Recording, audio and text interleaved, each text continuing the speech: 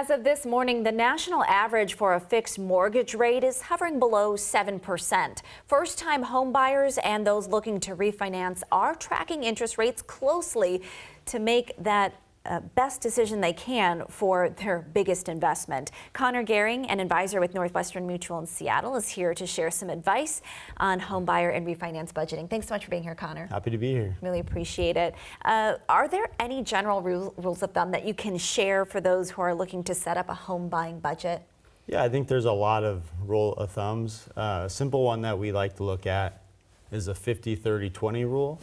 So 50% of your income goes towards needs, 30% towards wants, 20% towards long-term savings.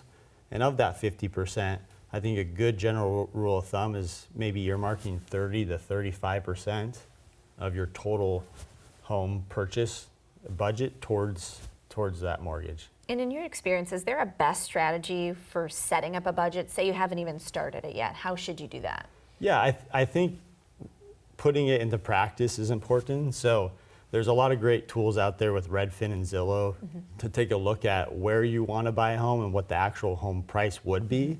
And then using a budget calculator to really calculate what that total mortgage payment would be. And then look at, okay, what is your current mortgage or your rent and what would that new mortgage be? So if your rent is $2,000 a month and your potential new mortgage might be $5,000 a month, that additional $3,000, we would encourage you to just start saving that. Right. Build that in, see if that's even doable. See if you can actually pay that $5,000 a month with that new additional cost. What are some of the common mistakes buyers make when setting their budgets, and how can you avoid those? Yeah, I think there's a fair amount of unexpected costs that go into when you buy a home. I mean, maintenance costs and repairs are expensive nowadays. I think just to get somebody to show up at your home, it seems to be at least $1,000. And then when you do buy a home, furnishing it. So, furniture is expensive. So buying, couches, chairs, all that goes into that first time home purchase to make your house a home can really add up. Before we let you go, if interest rates were to decrease enough for people to say, hey, I want to refinance, what do you have to have saved up percentage-wise, or what's a good amount to have put aside to try to refinance? Yeah, I think it's less about maybe accumulation of assets saved and just like what rates drop to. So, if rates are about 1% or more below what you're currently paying, I think that's a good time to start having a conversation with a mortgage broker.